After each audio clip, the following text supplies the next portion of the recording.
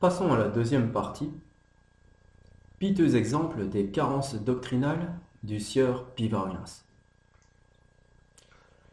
Après avoir jeté un rapide coup d'œil sur l'environnement ayant participé à la formation de Pivarinas, voyons-en les fruits au travers d'une analyse très succincte d'un document datant de 1996, alors qu'on nous laisse entendre qu'il daterait du 15 février 2021. Notons en premier lieu que notre Pivarinas considère son intervention comme étant une lettre pastorale. Pastoral letter. Rien que cela en dit long sur l'éducation catholique de notre bonhomme. Ceci étant, le but de ce document est de justifier les consécrations épiscopales sans mandat apostolique, y compris et surtout bien évidemment la sienne. Plus encore, focaliser les esprits sur ce point lui permet de les détourner de son côté schismatique. À cet effet, après une petite introduction rappelant les fruits du conciliabule connu sous le nom de Vatican II, notamment sous l'angle de la hiérarchie ecclésiale, premièrement, il nous livre sa thèse. La consécration épiscopale sans mandat pontifical se trouve justifiée par l'état de nécessité dans lequel se trouve la société chrétienne. En cette optique, il est donc impérieux de, je cite, « préserver la foi catholique, le sacerdoce saint et le saint sacrifice de la messe, afin d'assurer la promesse du Christ, entre guillemets, qu'il y ait des bergers et des docteurs dans son Église jusqu'à la consommation du monde. » Fin de citation du sieur Pivarinas. Nous remarquerons ici que la pensée véhiculée laisse étrangement apparaître une idée en toile de fond. Pour ne pas faire mentir notre Seigneur Jésus-Christ, il faut des bergers et des docteurs. Sinon, quel sens donner à ce bout de phrase? Je recite Pivarinas, afin d'assurer la promesse du Christ. La question qui se pose naturellement est alors de savoir jusqu'où faut-il aller pour assurer cette promesse. La réponse est déjà donnée puisque la question essentielle, à savoir peut-on recourir à des sacres épiscopaux issus de lignées schismatiques ou schismatiques, n'est même pas effleurée ici. Et que la première partie de cette vidéo nous donne une réponse affirmative en acte à celle-ci. La fin justifiant pour eux les moyens, les questions de cet ordre semblent totalement incongrues à ce genre de personnage.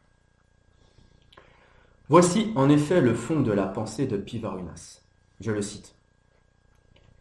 Face à la grande apostasie prédite par saint Paul dans sa deuxième épître aux Thessaloniciens, qu'aurait-il dû faire? Devait-il ne rien faire? Les adversaires actuels de la consécration d'évêques répondent par l'affirmative. Ainsi, à la mort de ces évêques catholiques traditionnels qui sont restés fidèles à la vraie foi, il ne serait pas resté d'évêques pour leur succéder. Et sans évêque, il n'y aurait finalement pas de prêtre, pas de messe et pas de sacrement. Fin de citation de M. Pivarinas. Notons au vol, en passant, cette audacieuse affirmation subtilement glissée.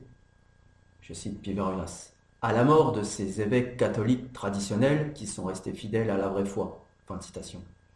De quels, je recite, évêques catholiques traditionnels s'agit-il? Du vieux catholique, entre guillemets, Brand, du consécrateur des laïcs de Palmar de Troya et de tant d'hérétiques, schismatiques, sectaires tucs, du diffroqué devenu maître d'hôtel, revenu dans le circuit, entre guillemets, d'un ministère gravement illicite, Muset? Voyez la manière subreptice de faire passer, par une simple appellation, du cas de sacre, entre guillemets, reçu, d'hérétique, au seul cas de sacre, entre guillemets, qui serait seulement reçu sans mandat apostolique, entre guillemets. Pour résumer, face à la crainte de voir notre Seigneur, entre guillemets, pris en flagrant délit de mensonge, il est nécessaire de pérenniser la foi catholique, le sacerdoce saint et le saint sacrifice de la messe par tous les moyens, y compris illicites, voire invalides. Nous apprécierons ici la confiance en Dieu de ce pasteur, entre guillemets, de pacotille. Après nous avoir gratifié de son, entre guillemets, point de vue théologique, il va entreprendre pour le justifier deux explications, l'une historique et l'autre canonique. Analysons maintenant la justesse de ces deux considérations. Premier point, le point de vue historique. Le petit rappel d'histoire qui nous est proposé par Pivarunas est issu, selon ses dires mêmes, d'un docteur en histoire ecclésiastique, entre guillemets, excusez du peu. Il nous en donne le nom, docteur Stefano Filiberto. Et l'ouvrage, ou plutôt la revue d'où ce rappel est tiré, Il Nuovo Cattolico Osservatore. Je prononce bien? Très bien, molto bene. À ce stade, on nous plonge dans ce qui est désigné comme étant, dit-il, je cite, une des plus longues périodes d'interrègne ou de vacances du siège pontifical dans l'histoire de l'Église catholique. Fin de citation. Les dates du 29 novembre 1268 au 1er septembre 1271. Le décor étant posé, on nous assène alors ce qui suit. Je cite M. Pivarunas. Au cours de cette longue période de vacances du siège apostolique, la vacance d'office se produisit également dans de nombreux diocèses dans le monde entier.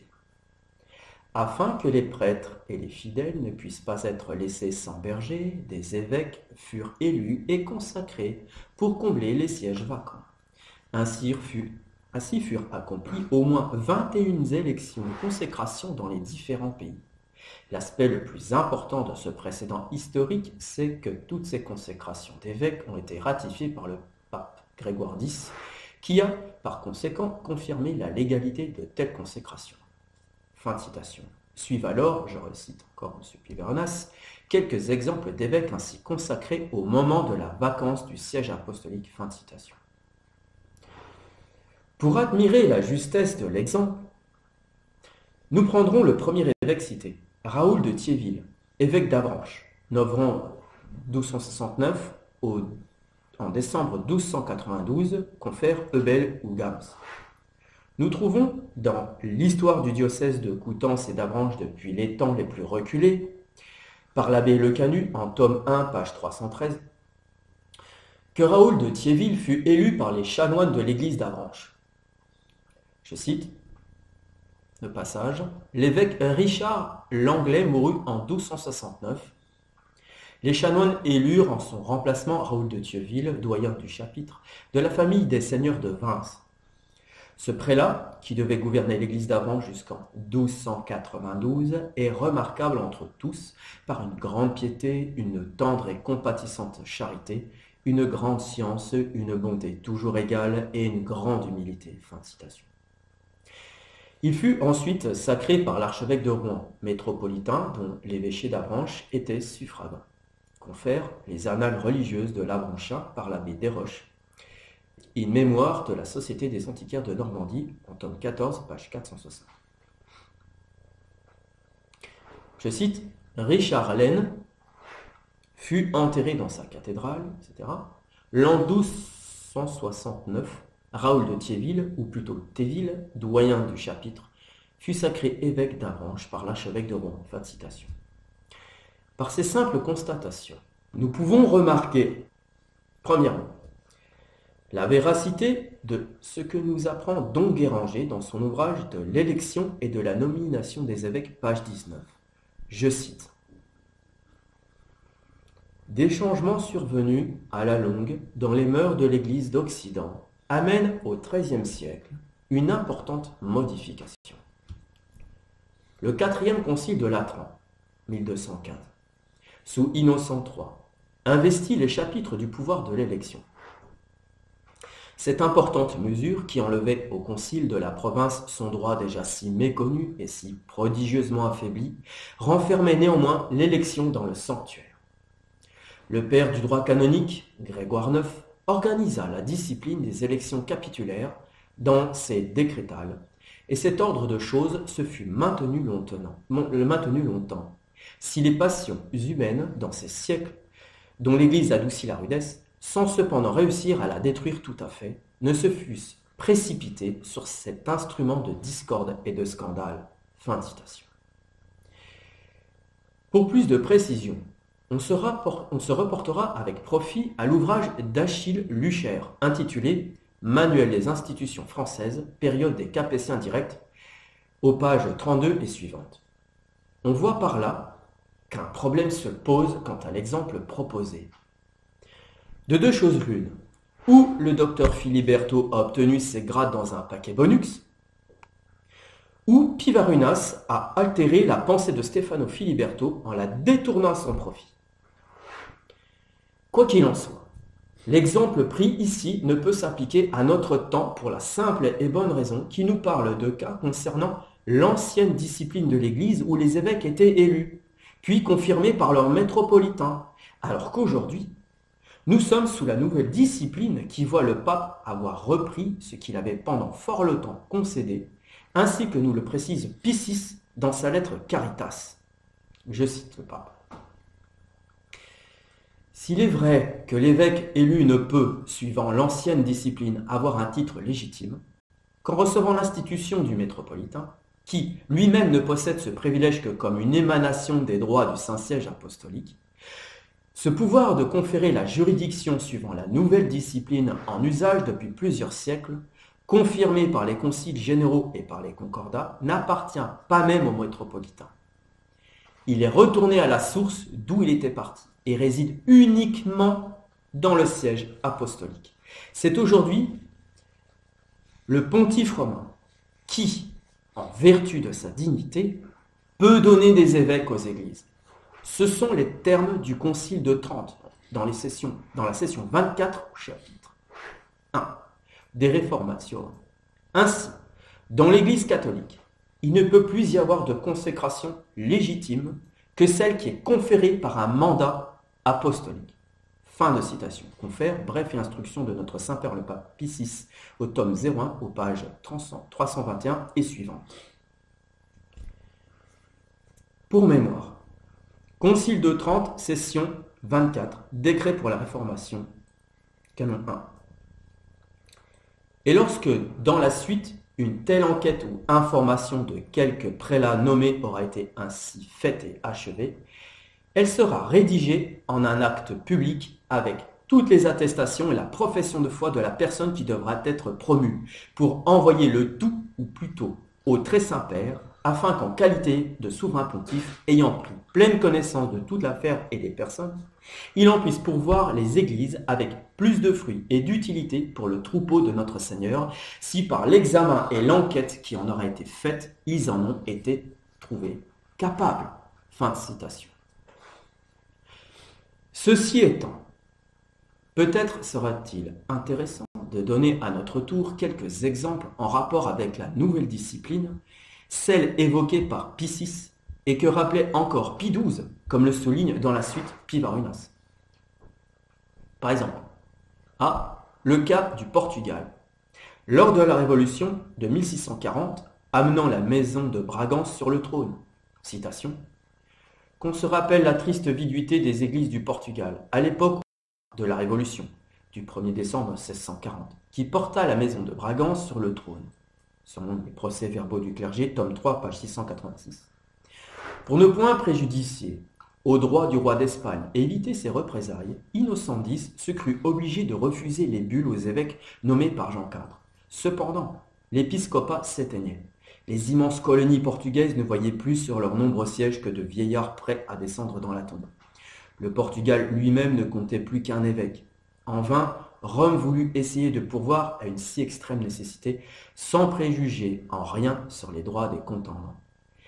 Il lui fut répondu que, ce faisant, elle se mettait en hostilité contre le royaume catholique.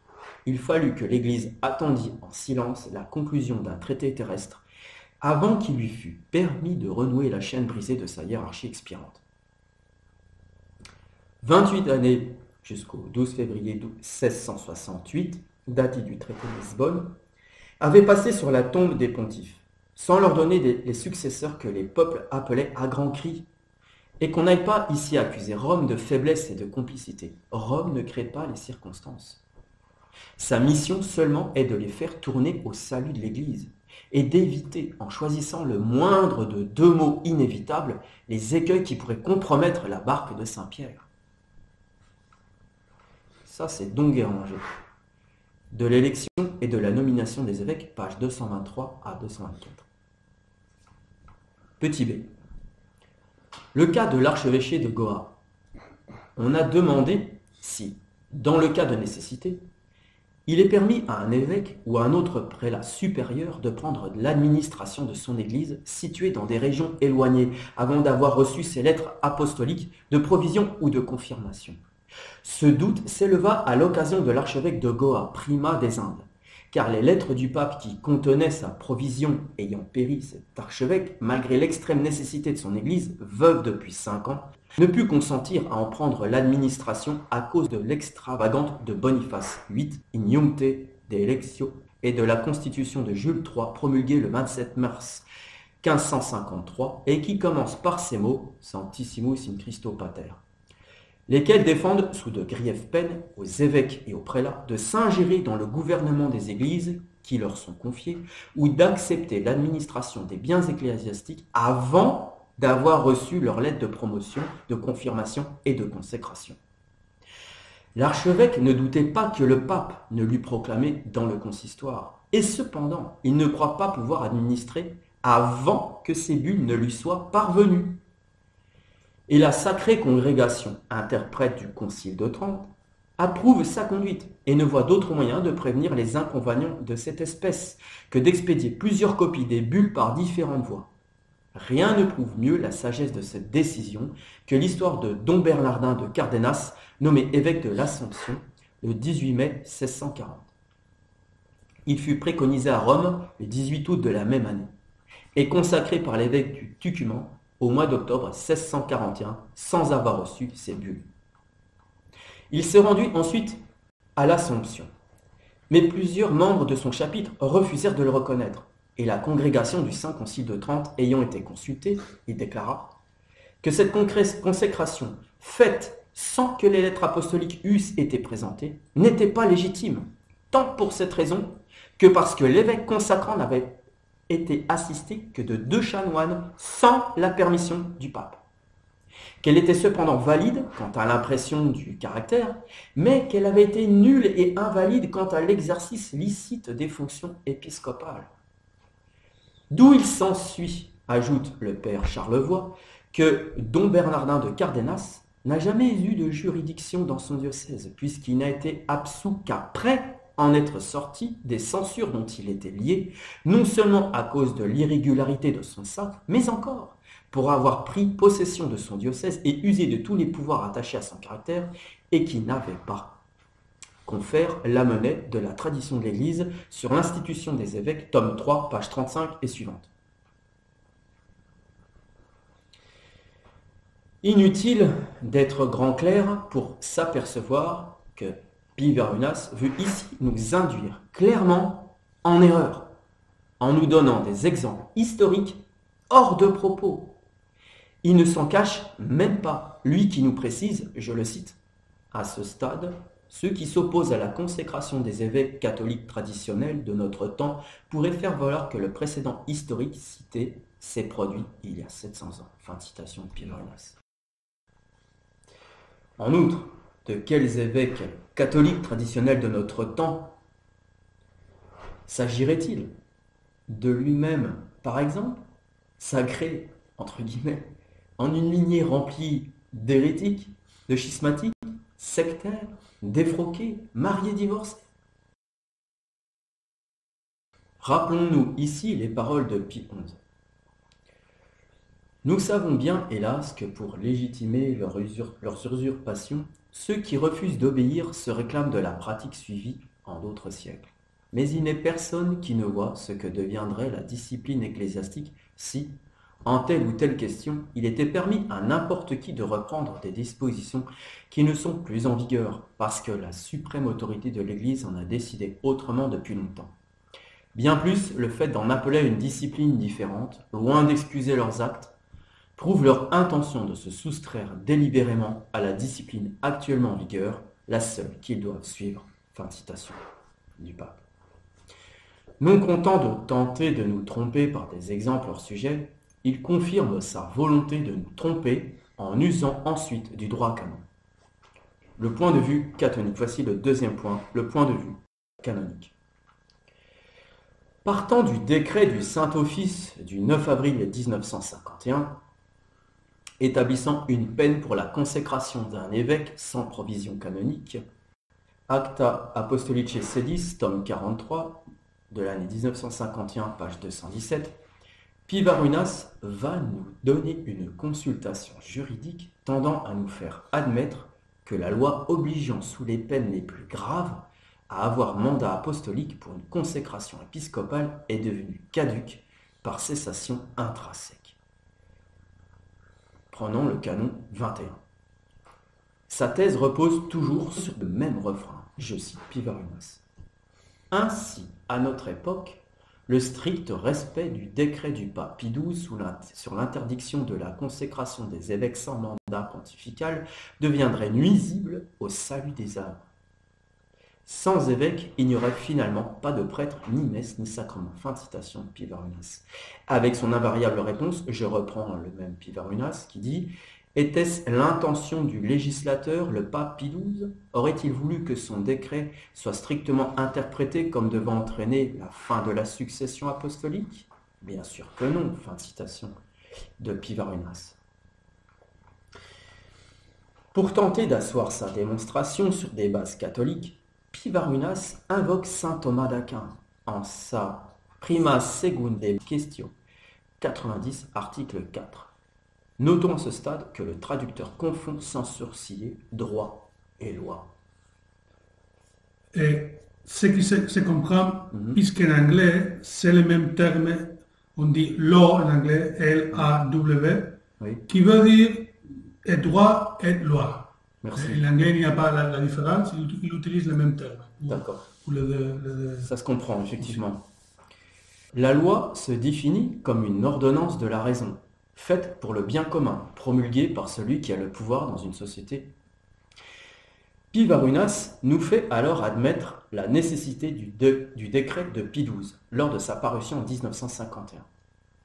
Quant au bien commun, entre guillemets, pour aussitôt nier cette même nécessité aujourd'hui en ajoutant, je cite Pivarunas, à notre époque, le strict respect du décret du pape Pie XII sur l'interdiction de la consécration des évêques sans mandat pontifical deviendrait nuisible au salut des âmes. Fin de citation.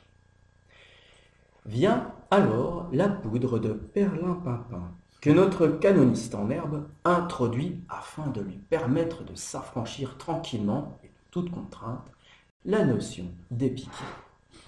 Et là, c'est un déluge de citations sur la définition de l'épiquie.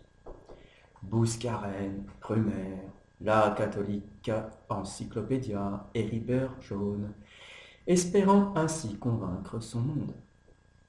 Reste comme dans tout feu d'artifice le bouquet final.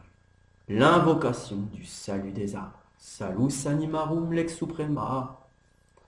Entre guillemets. Dixit Pivarunas, qui permettent de justifier une position qui n'est rien d'autre qu'hérétique.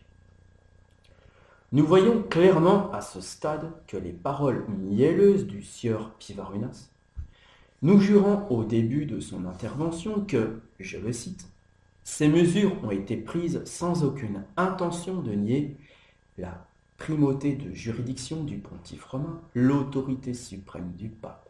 Ces évêques et les prêtres qu'ils ont ordonnés professaient de tout leur cœur la foi catholique qui comprend la doctrine concernant la primauté de juridiction et l'infaillibilité du pontife romain. Fin de citation de Pivarunas.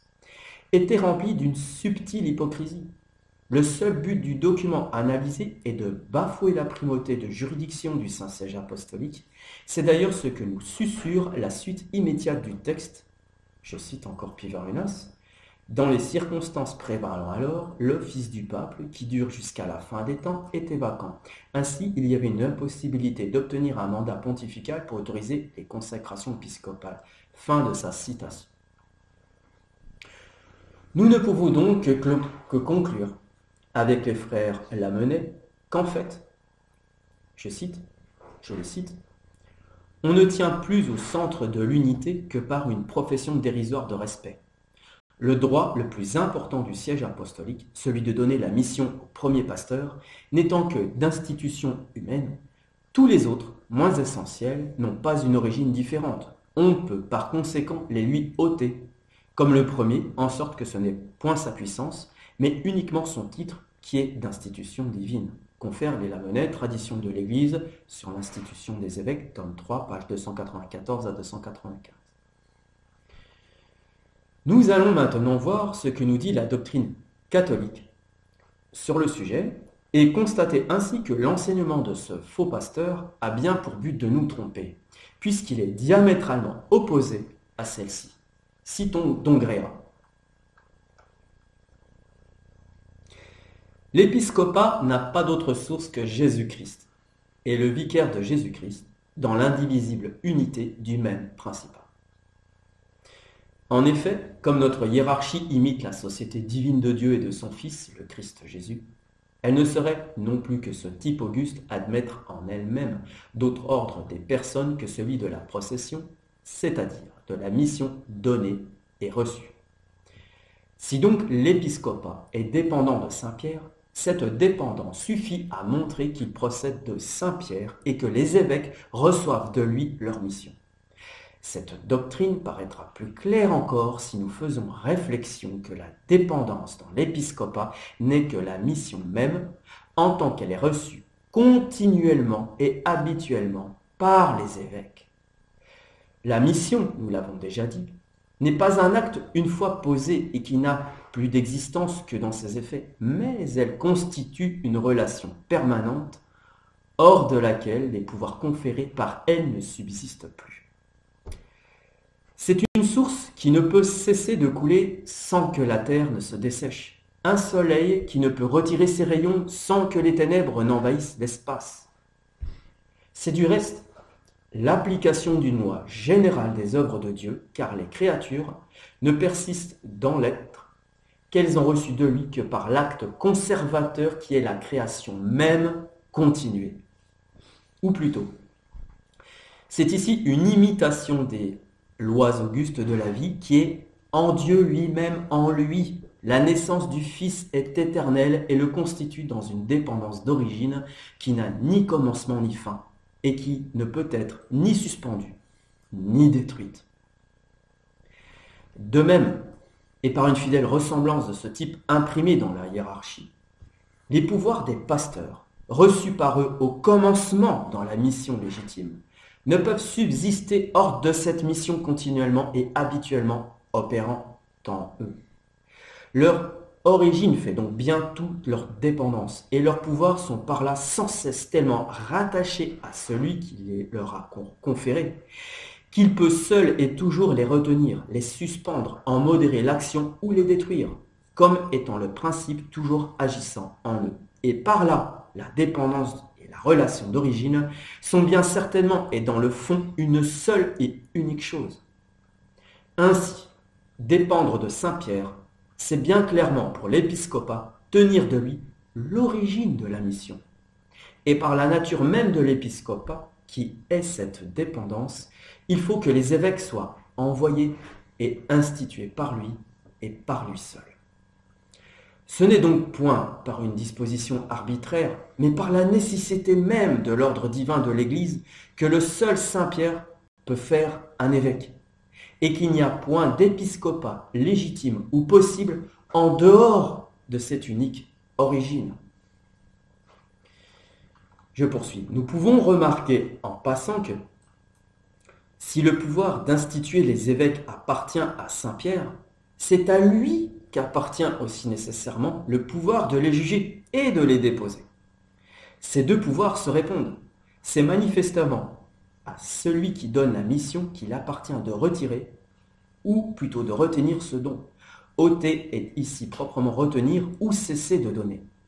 Et, comme la mission constitue une communication permanente de puissance et de vie qui va du chef aux membres, il suffit que le chef cesse de répandre ce don de vie sur les membres pour que ceux-ci soient frappés d'impuissance et de mort. Et dans le fond, il appartient tellement au vicaire de Jésus-Christ, source de l'épiscopat, de déposer un évêque qui ne fait en cela que se retirer de l'un de ses frères pour le laisser inerte et sans vie, dans la hiérarchie. Ces notions sont tellement évidentes par la relation qu'elles ont avec les fondements de l'ordre hiérarchique qu'on ne peut les nier ou les obscurcir sans détruire ces fondements, ou, en les ébranlant, rendre incertaine toute l'économie divine de l'Église.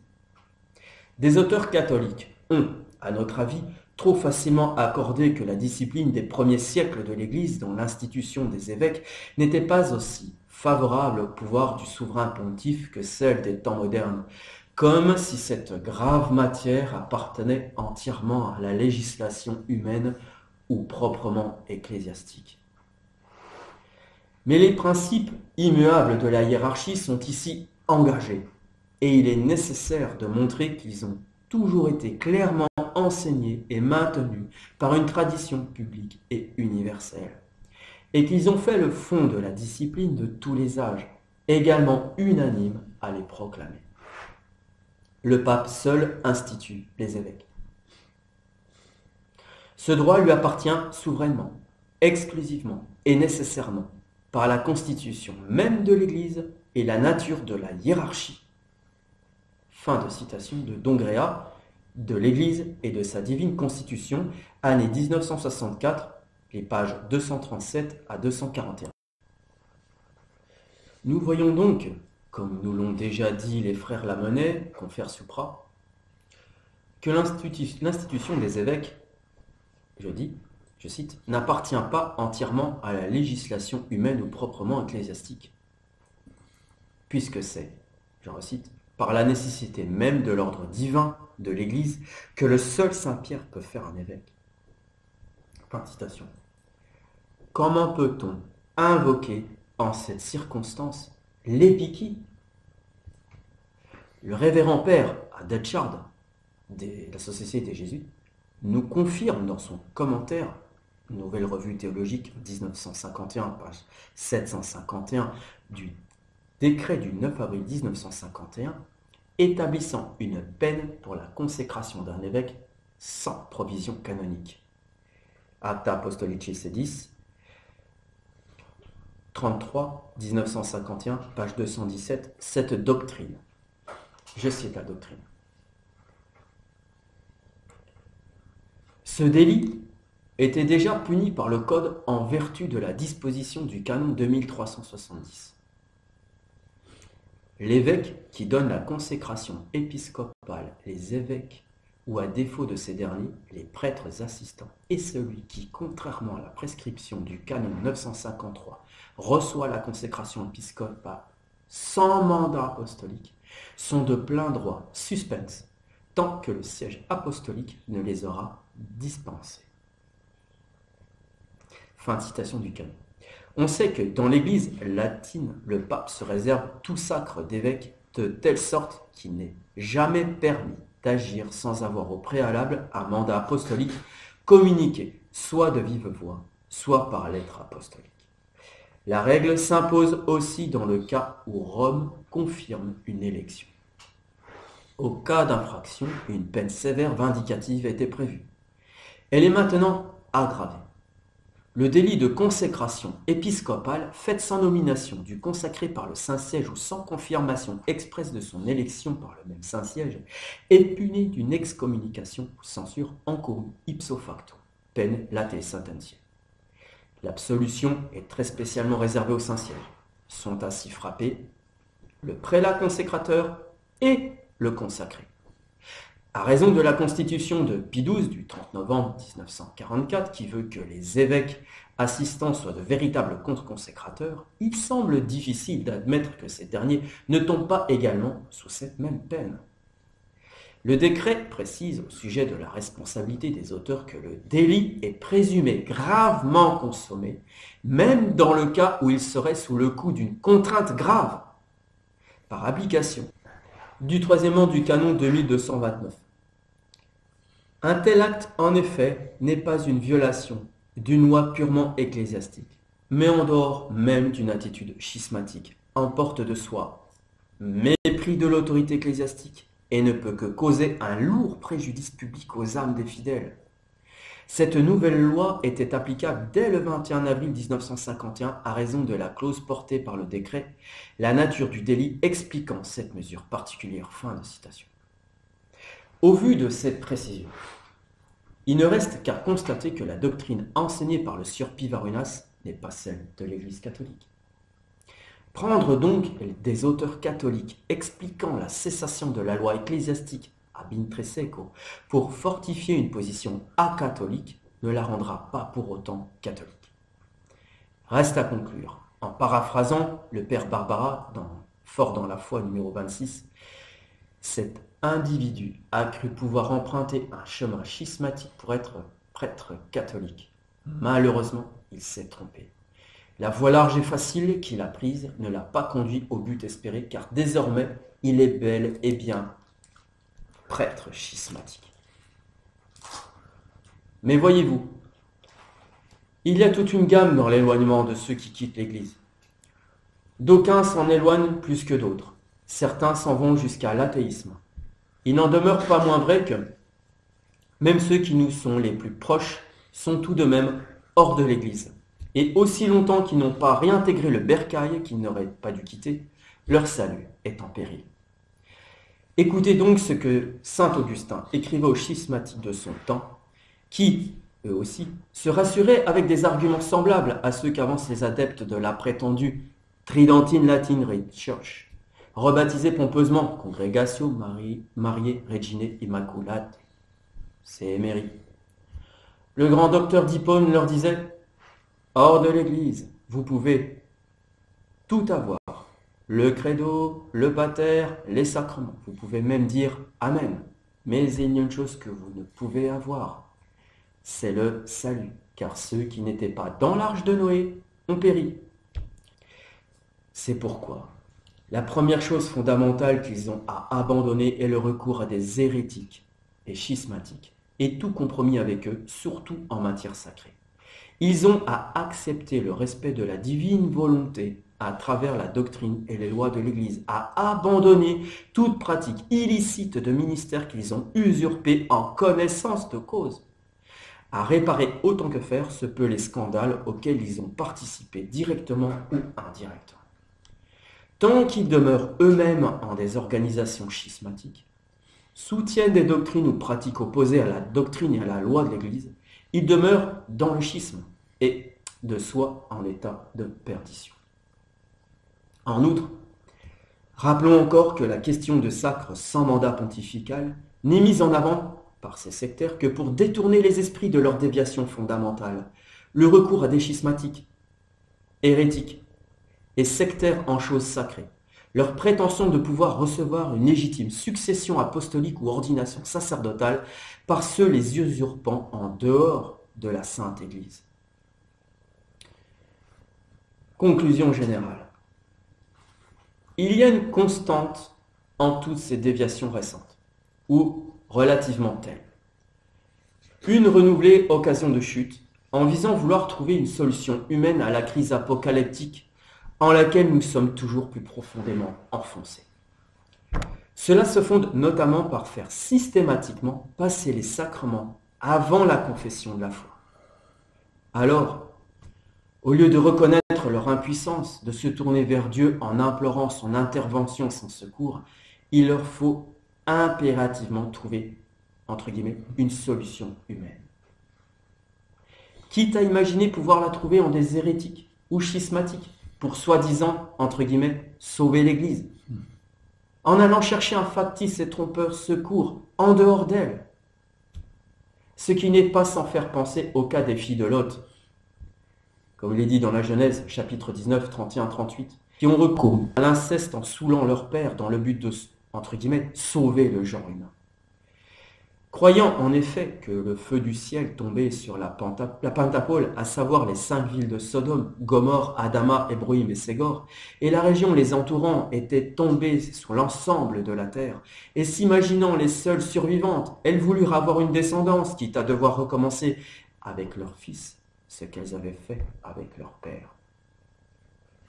En fait, elles ne furent qu'à l'origine des Moabites et Ammonites, qui furent des plaies pour le peuple élu d'Israël tout au long de leur histoire.